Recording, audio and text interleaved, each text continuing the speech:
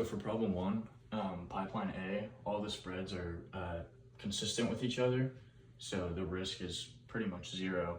And this is ideal for investors who want zero risk and can hold on to this for a long amount of time and not have to worry about losing money. Pipeline B has a very high risk because of the occasional delivery spikes that would go up to 100 during some of the days. But because of this, you can also have a very high reward. And for pipeline C, this is the pipeline I would choose because it's the most balanced combination of risk and reward, which pretty much means that you can make very average profits, while also, if you lose, it'll be a very average loss. So for problem two, the first thing I started off with was the College Station population, which I looked up and got 128,023 people. And then the next thing I did was the percent of those adults that are 21.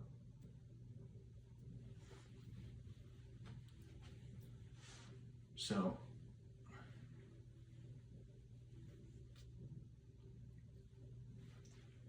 for problem two, I started off by finding the College Station population, which I looked up and got 128,023 people.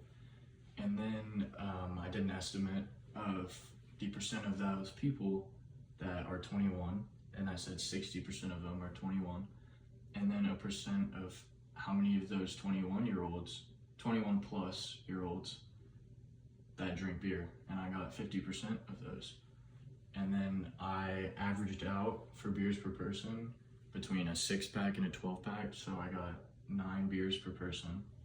And then I included the out-of-town visitors that are coming for the football game.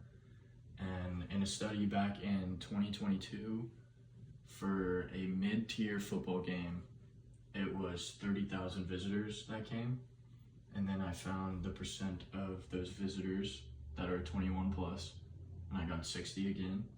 And then percent of those 21 plus visitors that drink beer, and I got 50%. And then I calculated the beers per visitor the same way I did earlier, between a 6 and 12 pack, so 9. And then I also calculated the beers wasted per person, just that it was about 1/9 of a beer. And then for the retail bar inventory, I estimated around 700,000 between gas stations and like bars around Northgate and all that. And then I also included a game weekend percent boost for having a football game that they ordered more beers. And then I found out after doing all these calculations that the total stock of beer was 910,000, and then the total beers drank by all, including the beers that were wasted, was 474,069. And then I calculated those together and got the total unopened beers at 3 a.m. to be 435,931.